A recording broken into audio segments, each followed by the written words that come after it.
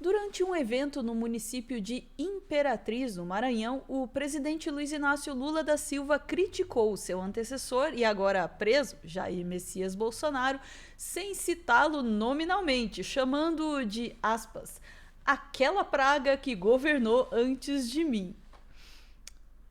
Achei errado? Não, não achei errado. Vamos lá, vamos chamar a Daiane Oliveira aqui no Plantão do Meteoro. Já fui.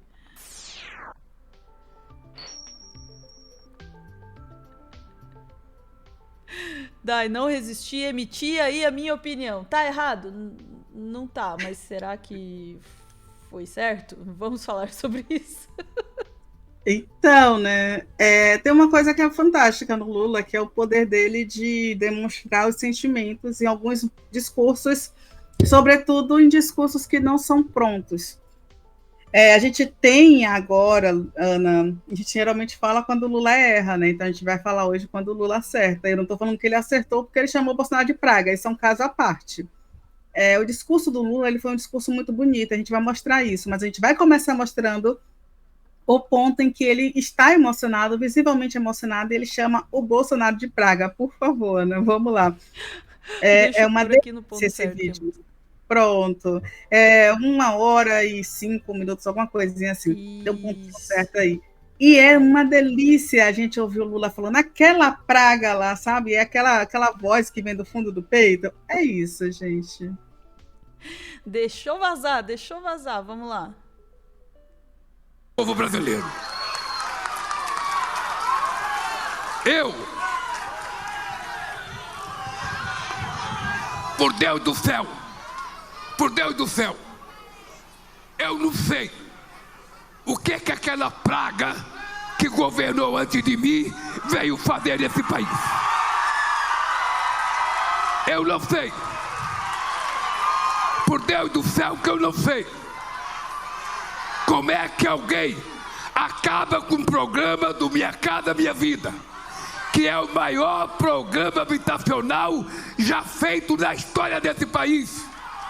E nesse conjunto aqui, as pessoas mais pobres não vão pagar nada, a casa vai ser dada de graça para eles. Nós agora, Fufuquinha, não tem mais Vale Gás. Acabou, o Vale Gás era no passado. Agora nós criamos o programa Gás do Povo. E 17 milhões e meio de famílias, a partir de novembro, vão... Opa, já passando do ponto. Vamos lá. Pois é, Ana. E legal que o Lula chamou Fofoquinha, tem fofoca à parte aí, né? Que o PP não queria que o Fofoquinha, que é ministro dos esportes do Lula, né? Uma pessoa ali que é uma pessoa próxima, e é do PP, que estivesse ao lado de Lula nesse encontro no Maranhão, que é o seu colégio ali, seu reduto. E é muito estranho isso, né? Certamente por uma questão ali voltada para uma disputa que vai acontecer em 2026, o PP, que até então era aliado, teve uma rusga ali que não queria, falou inclusive em punição do Fufuquinha, e o Lula faz questão de chamar quem? Fufuquinha, porque Fufuquinha peitou o partido e foi. Então, Treta né? formada. É treta e mais treta. É o André Fufuca, que o Lula carinhosamente chama de Fufuquinha. Dito isso, gente, saindo do Fufuquinha, a gente vai voltar para o Lula, porque o Lula chama o Bolsonaro de praga no sentido de que, de fato, ele foi uma praga para programas sociais, ele foi uma praga para o país, ele foi uma praga na ideia no sentido de ser nefasto, sobretudo para políticas públicas. O Bolsonaro, a gente não pode ignorar que em 2021 ele deixou zerada a conta de verbas para a continuidade do programa Minha Casa Minha Vida, que era justamente esse programa, que é o programa de faixa 1, que é a construção de casas para pessoas que não têm condições de pagar, é a faixa 1, aquelas pessoas que não têm condições ou têm um valor muito baixo, de até um salário mínimo e meio, e precisa desse subsídio, e o valor foi de 1,3 bilhões cortado para essas despesas. A gente teve mais de 200 mil casas que estariam ali prontas, 200 mil obras de casas que estariam prontas foram paralisadas pelo corte desse 1,5 bilhão das despesas pelo Bolsonaro. E ele rebatizou o programa para a Casa Verde e Amarela, que não era a mesma coisa, que não tinha justamente esse ponto base que o Lula fala, de pessoas que não têm condição alguma de construir uma casa, de entrar em um financiamento para o seu primeiro imóvel. E o Lula, inclusive, fala a importância de ter o primeiro imóvel. Ele vai fazer uma punhada, eu vou pedir, Ana, para o mesmo vídeo se colocar no outro ponto, porque Lula ele vai trazer um apunhado sobre o que foi a sua vida quando ele saiu do Nordeste, foi para São Paulo, como ele vivia de uma forma indigna, inclusive porque ele compreende que o Minha Casa Minha Vida não é o programa ideal. Ele compreende que esses imóveis pequenos não é um imóvel ainda ideal. E ele fala sobre dignidade, qualidade de vida para além da extensão daquela casa para as pessoas. E assim, eu fico arrepiada de lembrar o que ele falou. Ouçam, porque é lindíssimo esse discurso do Lula, para além da praga do Bolsonaro. Por gentileza, Ana. Bora lá. Preciso qualidade na casa que vocês moram para vocês poderem se sentir felizes. Então eu quero aqui, companheiro Brandão, companheiro prefeito, companheiro Jader, o compromisso. Eu me disponho, Brandão, a voltar aqui o ano que vem. Eu me disponho a voltar com você, com o prefeito, para a gente ver o que já foi feito. Porque é o seguinte, uma cidade de 11 mil habitantes tem muita criança. E se a gente não cuidar da educação e do lazer dessas crianças, a gente pode fazer com que o conjunto desse vire guerra de conjunto contra conjunto. Se a gente não cuidar da educação, se não tiver muitas coisas para as crianças fazer, muitos esportes, escola de tempo integral, aliás, a gente precisa, numa cidade que faz um calor como essa, pelo amor de Deus, Jader, nós precisamos fazer um piscinão para essa molecada ter. A galera vai à loucura.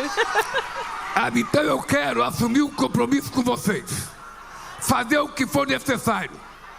Além das casas, a gente dá dignidade a essas pessoas para eles sentirem prazer no bairro que ele mora. Porque a casa é pequena, a gente não pode querer que essas pessoas cheguem do serviço e se tranquem dentro de casa e fiquem trancadas a noite inteira. Não. É preciso dar ao bairro qualidade de vida. É preciso arborizar esse bairro. Arborizar. A Caixa Econômica vai abrir linha de crédito, mas tem que também financiar uma árvore, de preferência uma árvore frutífera. Aqui no Maranhão deve ter muita fruta aqui no Maranhão. Então, prefeito, nós temos que plantar. Por que eu estou dizendo isso, gente? Olha, quando eu cheguei de Pernambuco, em São Paulo, eu cheguei em 13 pessoas. 13 pessoas. Nós fomos morar num quarto e cozinha. Um quarto e cozinha. A gente morava em 13 pessoas. O banheiro que a gente utilizava era o banheiro do bar. As pessoas bebiam no bar, iam para o banheiro, era naquele banheiro que a gente tinha que utilizar. Minha mãe tomar banho, minhas irmãs tomar banho. Eu sei o que é o povo passar privação. Porque eu já passei, eu não li, eu não escutei, eu vivi. A primeira casa que eu comprei em 1976, no Jardim Florense, Rua Maria Azevedo Florense, 273. Era uma casa, a minha primeira casa com a Marisa, era uma casa de 33 metros quadrados. Eu achei que eu estava realizando meu sonho. Eu fui morar nessa casa de 33 metros quadrados. Eu, Marisa, 3 filhos, a minha sogra e 2 cachorros. Em 33 metros quadrados. Eu disse para a menina da casa, essa aqui tem 41 metros. É 42, ou seja, é 11 metros maior do que a casa que eu morei. E morei 10 anos naquela casa. Então, companheiros, eu sei, quando o povo fala para mim, minha casa encheu d'água, eu já acordei com 1 metro de água dentro de casa. Eu sei o que é rato dentro de casa, barata, cocô boiando. Eu sei o que é ter que levantar móveis para tirar a mãe da gente. Eu sei que esse conjunto aqui começou a fazer, era um alagado. Isso aqui perdeu mais de 100 casas, porque não tinha a drenagem correta. Porque teve empresário irresponsável que fez isso, porque não respeitava o povo brasileiro. É isso, Ana. Eu confesso que eu fico sempre emocionada com o discurso do Lula, porque é isso. Eu sou muito fã da Lélia Gonzalez, para mim, uma das maiores pesquisadoras intelectuais brasileiras falecida. E a Lélia, ela fala muito sobre a vivência, né, sobre a riqueza do que é você passar por aquela experiência. E o Lula, ele pode ter milhares de defeitos, mas ele não esquece a origem dele. Quando ele lembra o nome da rua, o sacrifício que foi para conquistar aquele imóvel que, quando chovia, alagava. E ele entende a covardia, o que é, ainda que o Brasil esteja avançando pouco em justiça social, em direitos para a população mais pobre, e sim, a gente ainda avança pouco, pessoal. Mas esse pouco dificilmente aconteceria se fosse com outros presidentes. O Lula, ele é um presidente que, na história contemporânea do Brasil, eu não consigo pensar em nenhum presidente. Na história da redemocratização, não tem nenhum presidente melhor do que o presidente Lula. E eu digo isso sem nenhum problema, por muitas críticas que eu faço ao Lula, mas eu não tenho problema em dizer isso, porque é isso.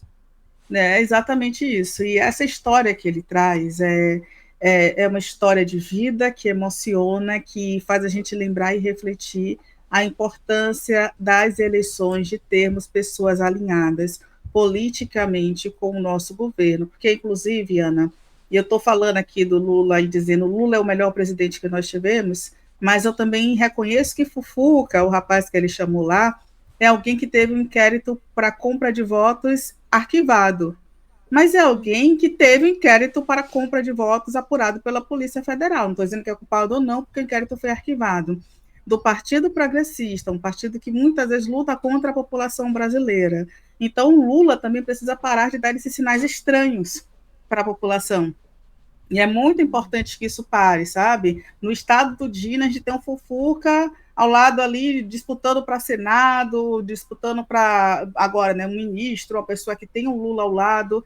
É um sinal estranho. Então, que lado é o lado do Lula? Qual é o momento do Lula entender que, de fato, é necessário estar totalmente alinhado com políticos que estão ao lado da população e que não tenham como histórico uma investigação para compra de votos, com santinhos, investigado pela Polícia Federal. Então, é muito importante que a gente tenha esse olhar, que há avanços, que o Lula é um dos melhores estadistas que temos no mundo, e, para mim, o melhor presidente do país que nós já tivemos na redemocratização, mas é preciso que a gente ainda avance um pouquinho mais, que essas políticas públicas só vão avançar quando não tiver gente como Fufuca, talvez, no Ministério dos Esportes.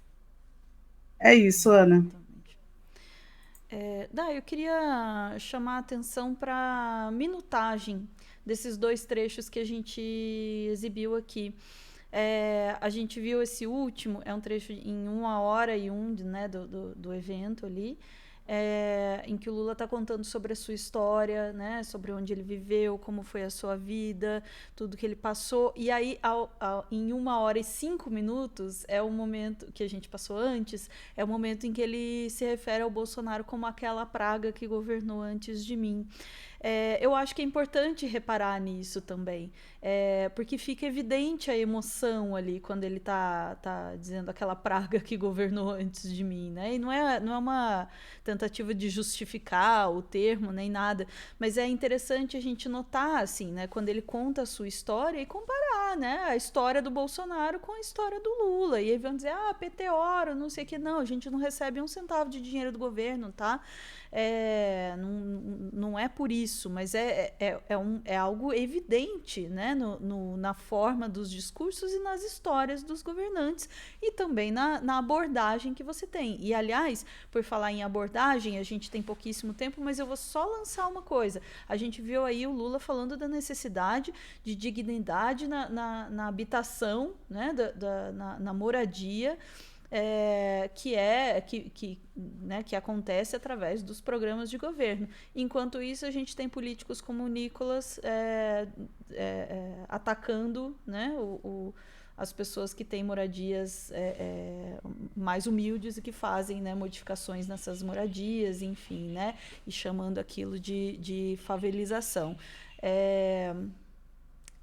Abordagens e abordagens, né? Quando a gente olha para a necessidade de moradia, para as necessidades reais das pessoas em relação às suas moradias. Ficamos por aqui, Dai? Ficamos, Ana. Bora lá. Torcendo por moradias mais justas e por mais programas que possam levá-las às pessoas. Ficamos por aqui e voltamos em instantes para mais notícias do dia. Beijos.